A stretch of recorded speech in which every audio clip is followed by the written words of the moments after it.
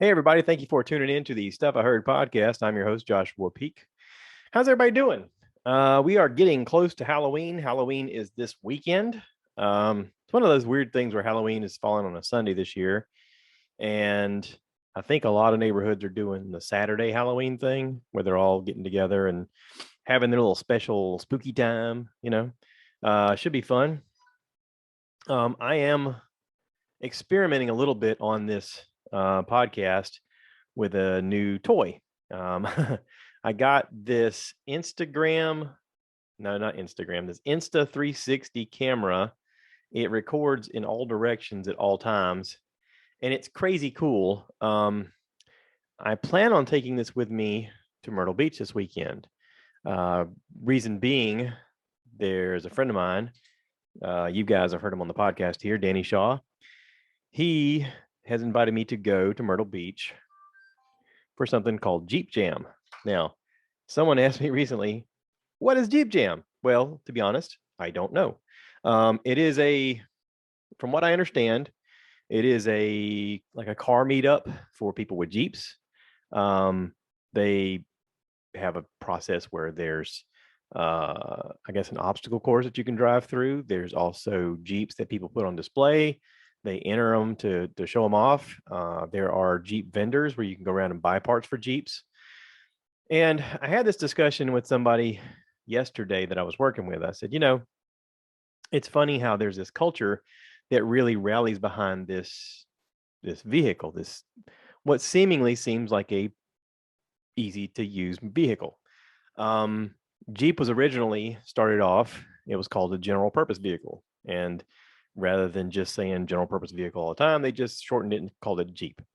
Now, back in the day, they started off using them in the war, and it was one of those things everybody could hop in and drive immediately. They were super versatile and super light and easy to take apart and put back together, so they could be boxed up in crates and shipped overseas, dropped into war zones and put together pretty simply, and then driven all over the place.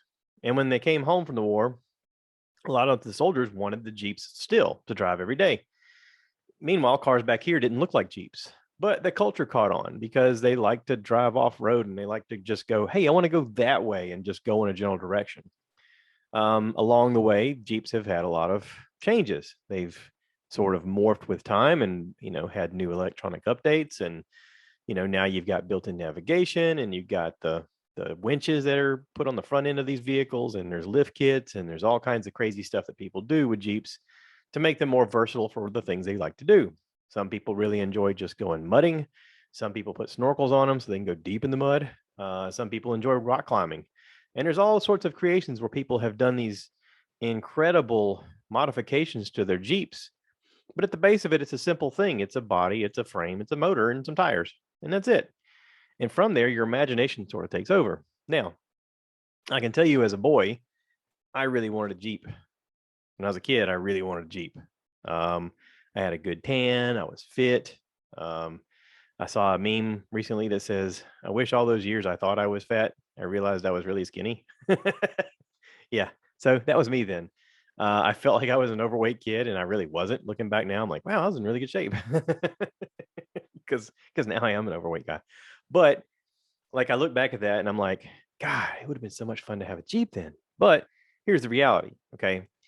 I live in South Carolina and I have allergies.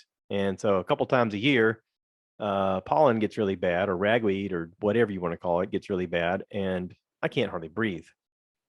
My eyes get all puffy, my nose gets all snotty. And it's like, oh, I feel like crap just because of the environment that I live in. Now, we also have rain a good bit here. Um, that's one of those things you can't count on. So if you're gonna like have the top off and you go to work, then you come home and you're ready to go home and suddenly it's raining, you're like, oh crap, I should have put the top on, or I should have put this kind of top on, or there's all these options for tops. You can have the bikini top or the hard top or the, this and that kind of top. And it's just like, okay, so what do you choose? Now I worked with a guy, Dale DeBose, and he had a Jeep and he often had a soft top on his. And I said, what do you do to dissuade people from cutting your top? And he goes, I just leave the doors unlocked. I was like, what? He goes, if they can open the door, then they're not so tempted to cut the top. And he said, but I don't keep anything in there worth value. So if they open it up, they're like, oh, cool, some crappy sunglasses. That's about it. He said, that's about all I keep in there. which makes sense. But I got to be honest, if I had a Jeep, I would have a hardtop on it. Just me personally, because of allergies and because of the sun being an element that now I have to hide from a little bit. I've got some sun damage all over my face. You guys can see it. If you're looking at it here on YouTube, you can see this discoloration around my forehead and on my neck. That's from years of working outside and not wearing the proper sunscreen. So, what is the point? Like, why do I still want one? I'm 47 years old and I still want a Jeep. Part of me still wants a Jeep.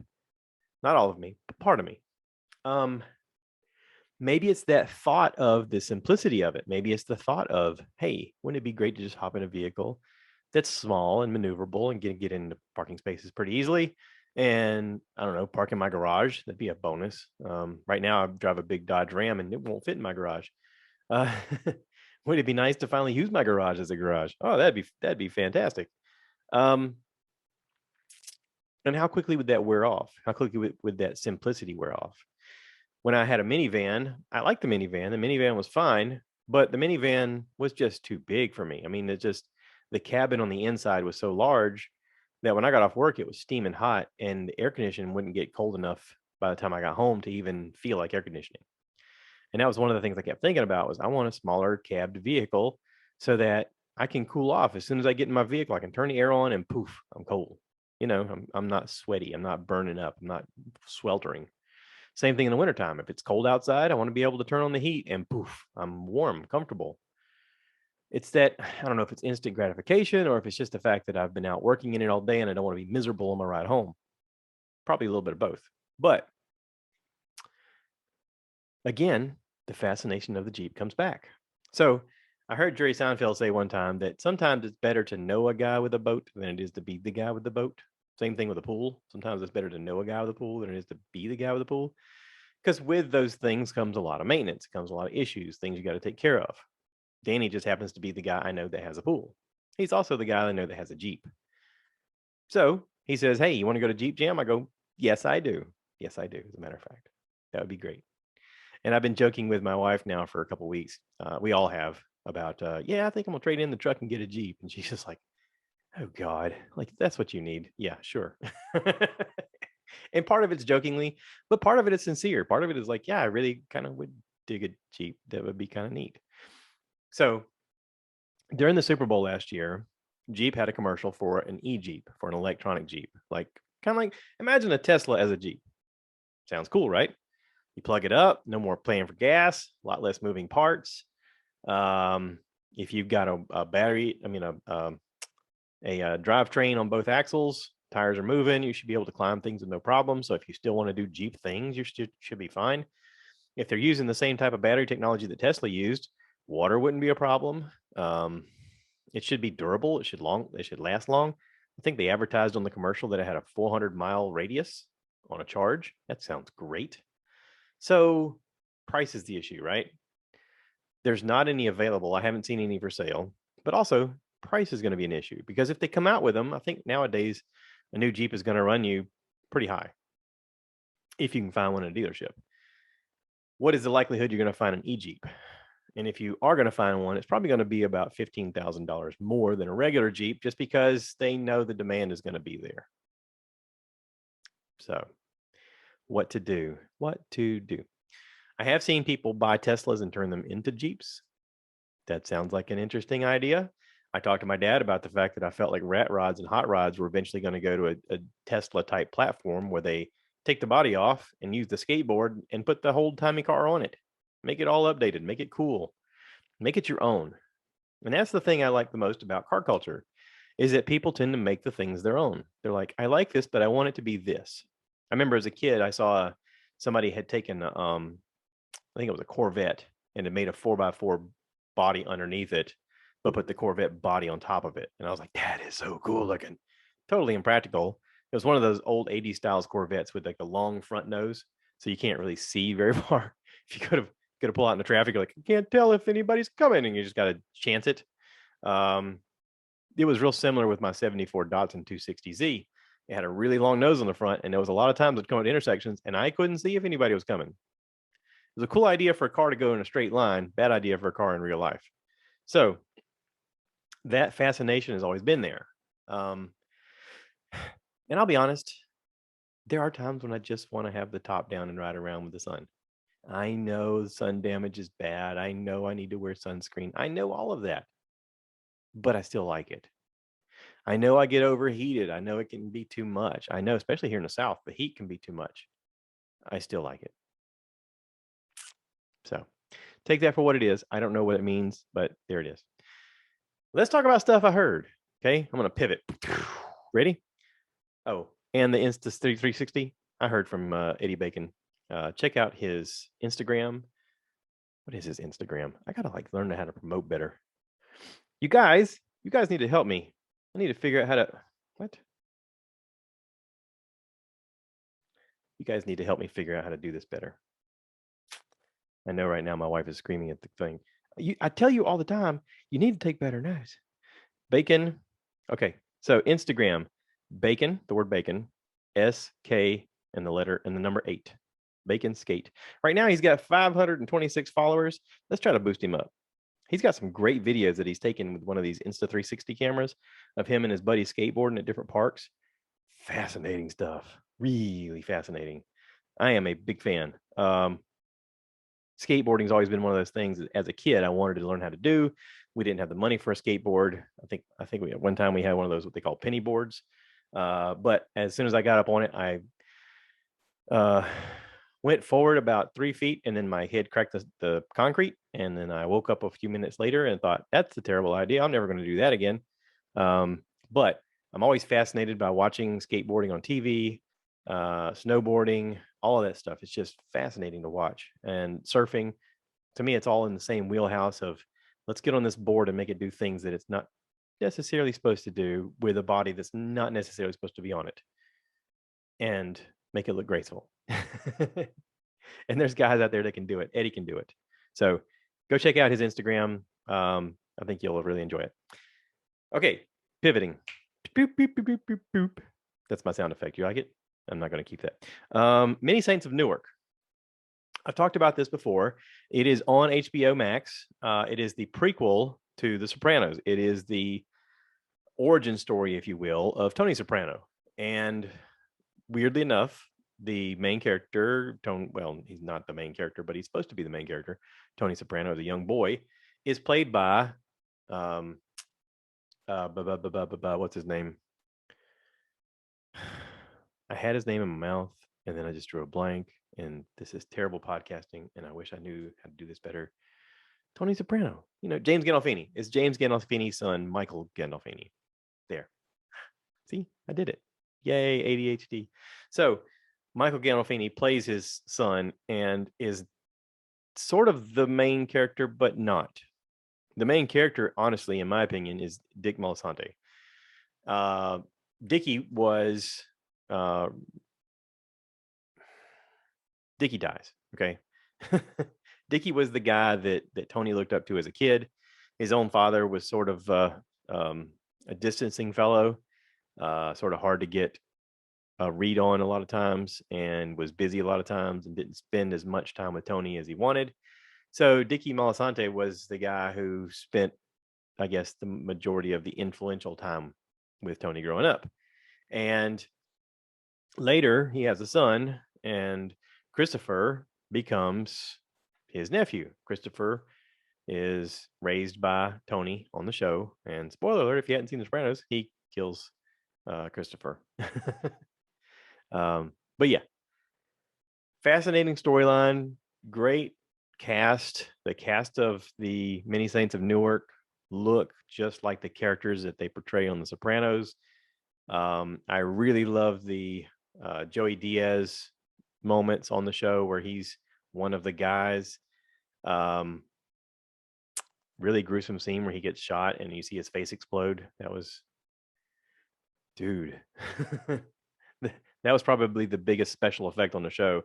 I mean, other than things blowing up, but the biggest special effects of the show was Joey Diaz's face exploding when they shoot him in the back of the head.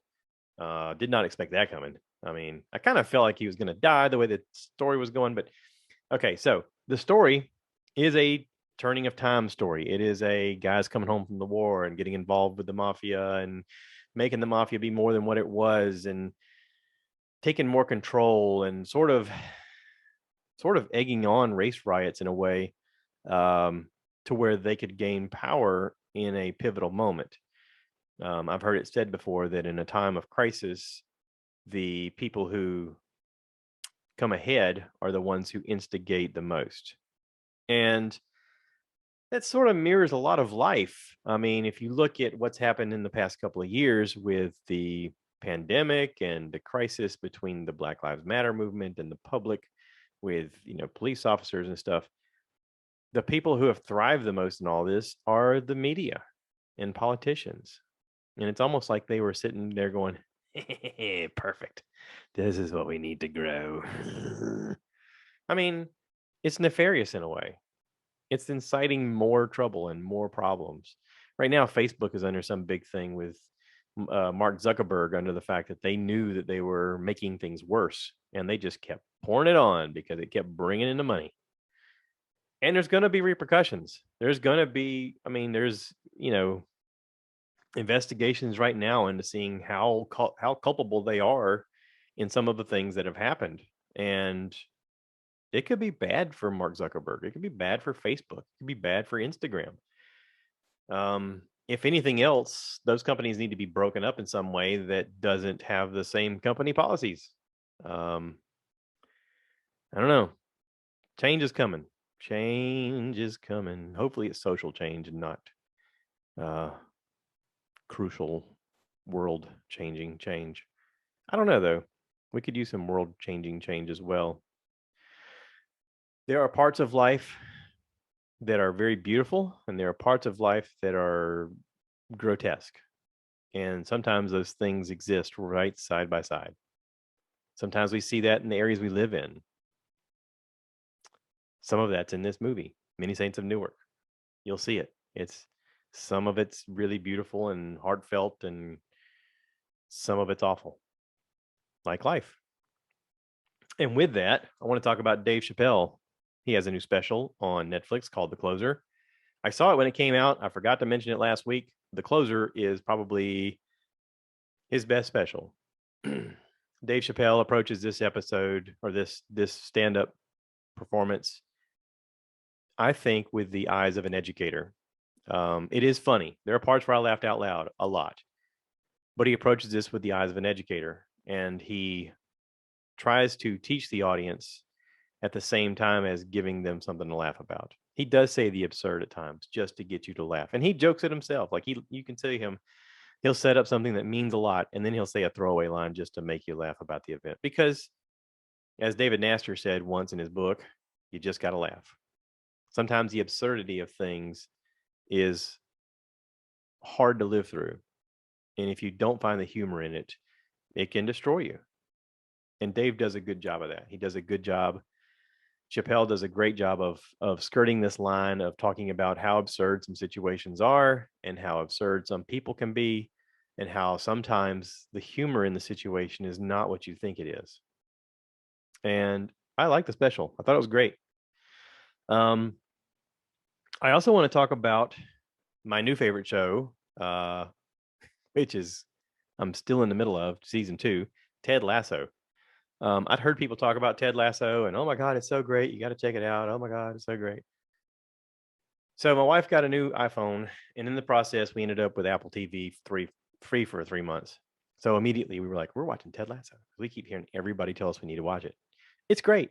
It's uplifting. It's heartfelt. There are moments that are just wonderful in it. In each episode, I am reminded to have a positive outlook on things, which is what we need. I mean, this is sort of the show with the message that we all are thriving to have at the backbone of who we are, is that optimism, of that faith, of that idea of believe.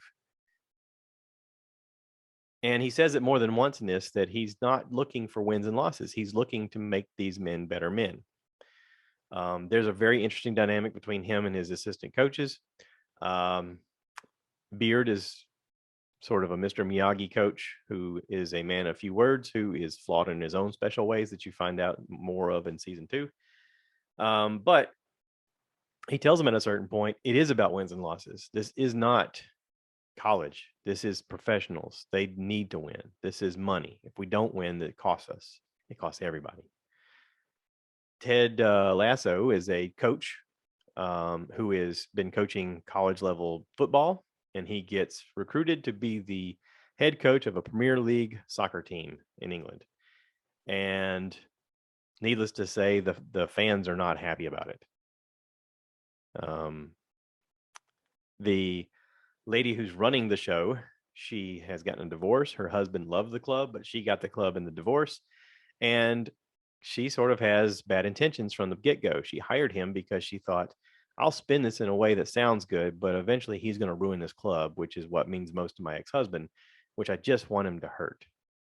And in the process, she realizes she likes this guy, and this guy's good for the team and good for the the culture and the people around them, and good for her. And she really likes him, and she has to come clean at a certain point and tell him the truth. And meanwhile, Ted's going through his own battle. He is going through a divorce. It's breaking his heart, and he has this mantra of believe all the time, where he's saying, you got to have your chin up. You got to look at the positive. You got to do this. You got to do that. He's the ultimate optimist, and he's also fighting his worst demons, the things that's breaking his heart. It's almost like he has to remind other people so that he can forget about what he's going through. And I love the show. I love the show. This is genius. Season 2 started off, I thought it was going to be sort of all right, well, we made it through season 1. Let's keep riding this wave. Because the first couple episodes was just like filler episodes to me, but they were setting you up for something else. And I'm now, I think, 5 or 6 episodes into second season, and it's great. The story's getting thicker, the plot's getting thicker, there's more things to navigate, and the characters, I'm loving the characters. There's a guy on there they call Roy Kent, who's supposed to be the battle-hardened captain of the team, who used to be the man. Like, he used to be like Michael Jordan in their world of soccer. And now he's old and he's slower and his knee's not working right, and he has to quit. He has to retire and turn over his captainship, and in his story arc and the way he's developing, he's my favorite character on the show. I love Roy Kent. So believe, watch Ted Lasso, Apple Plus.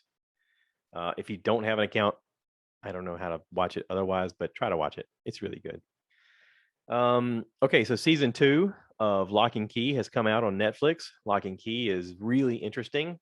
It's honestly a show that you could watch with your kids, except for the whole demon aspect. Okay, so Lock and Key is this woman, her husband gets killed.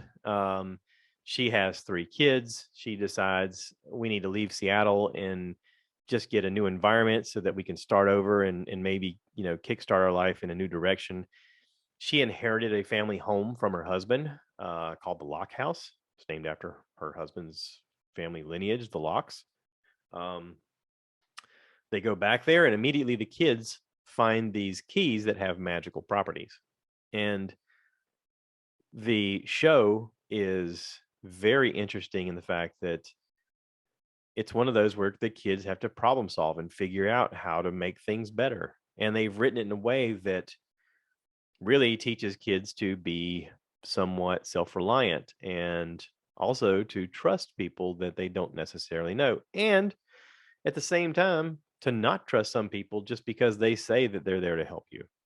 It's a very interesting walk through life moment when they realize that, oh no, we're the only ones that can fix this. And they've done it in a way that I'm not normally mad about. Like in Riverdale, I'm always mad that they're like, oh my God, we got all this stuff happening and no one's going to help us. And it's like, yeah, you don't even involve an adult at all. Because there's got to be one adult around that's like, hey, knock it off. But this is different. I guess because it's magic, and because to go along with the story, you just embrace the fact that there's these keys that do magical things.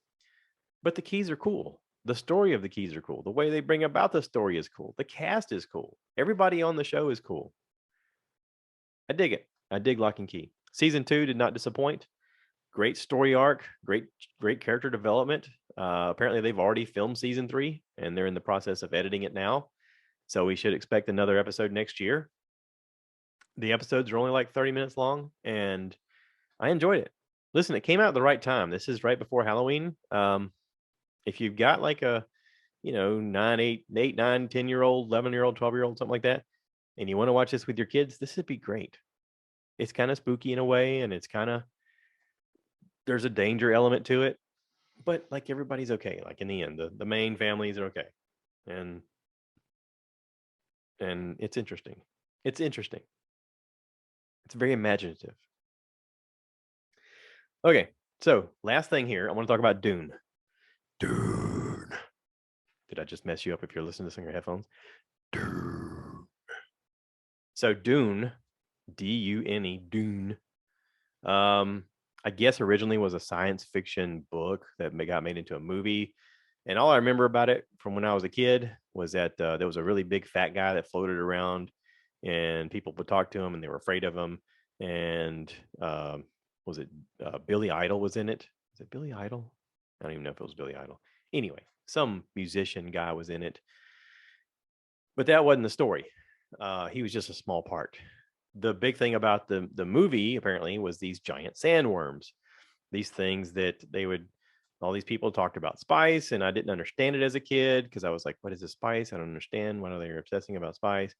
All I knew is that it made some of the main characters' eyes turn blue, and then at some point they rode these giant sandworms that were like 300 meters long or something crazy like that.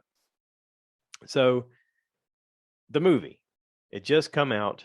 It's not a one-parter either. There's going to be multiple parts. I'm not sure how many parts, but the movie came out on HBO, and I watched it one morning. I got up early. It's like 2.5 hours long for this first part of this thing. And this could have easily been a series that people would have binge watched with no problem.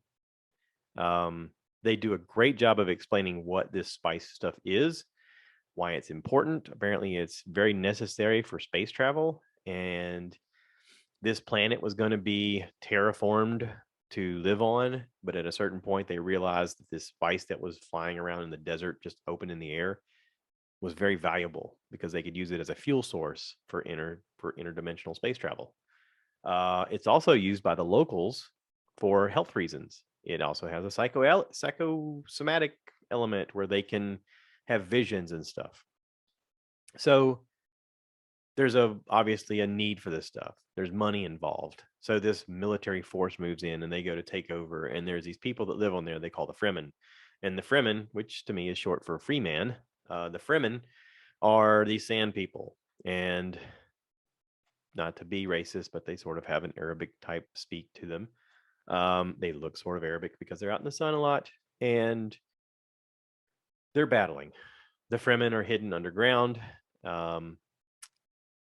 These people who supposedly are going to be a military force are there to somewhat safeguard the gathering of the spice. But they're battling all the time. And the story goes right into a group who are sort of necessary to move on to the planet by what they call the emperor. I don't even know who this emperor guy is, but the emperor says, I'm assigning you to take over this area so that you can mine the spice. And that immediately puts them at war with another group. And these two groups are supposed to be fighting each other while at the same time they're fighting the people that are on the planet. And the guy that takes over, he's like, hey, we need to make peace with these people on the planet so that we can, help each other, because this other group is going to come and fight us all and could possibly eradicate us. And of course, that happens within the first episode. This other group comes in and they eradicate most of the people. But the story follows along this young boy who's, I'm guessing, supposed to be like 18-ish, that coming of adult type person, who's being battle trained, but also trained to lead people. And his mom has some kind of witchcraft ability where she can see things that are going to happen. She can predict things that are going to happen. There's a lot of interesting things that happen that are explained very well. The visuals in this is so beautiful. The actors in this are great. Dave Bautista is playing one of the bad guys. He looks awesome as the bad guy. Jason Momoa is in it. He plays some kind of hero fella.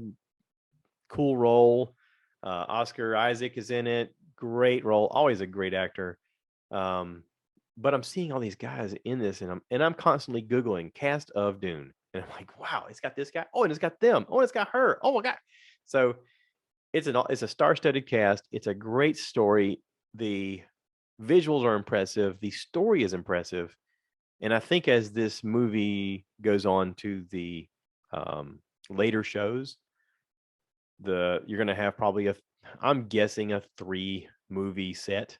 When this finally all comes out and you're going to see the whole thing, you're going to be like, what a body of work. That was impressive. It's impressive. It's an impressive story. It's an impressive show. I don't remember watching much of it as a kid. I know I tried watching it when I was young, and then I tried watching it again as an adult. And honestly, I didn't have any interest in watching it as an adult. I just made myself sit down and try to watch it again. And I was like, yeah, I don't get it. Like, I just wasn't into it. And maybe that's because of the way the story was told then. But the movie now, whew, dude, go watch Dune on HBO. That Ted Lasso and Dune are my 2 biggest thumbs ups this week. Okay. And that's it. I'm going to wrap this up. I've talked enough. I can hear my own self, and I'm like, God, why don't you shut up? You ever think that? No, probably not. If you did, you'd have a podcast and you'd hear yourself and you're like, God, I've said so much. Why don't I shut up? All right, I'm going to end this. Thanks for everybody who's listening. Thanks for everybody who has continued to give me support. I appreciate it. If you want to be on the podcast and talk about anything, just let me know. I'm going to reach out to Eddie and ask him if he's going to help me figure out how to use this camera more. I played with it out in the garage just a while ago to see if I could figure out the bullet time thing. There's a thing where you can swing around you, and I looked at the video. It looks really cool. I'm going to put it on my something, I don't know, some online source, and I'm going to be shooting with this camera when I go to Jeep Jam. So check out the YouTube for that. And let's do this again sometime. Okay. Appreciate everybody listening. And I always end this by saying, cue the cow. So I want you guys to give me more likes.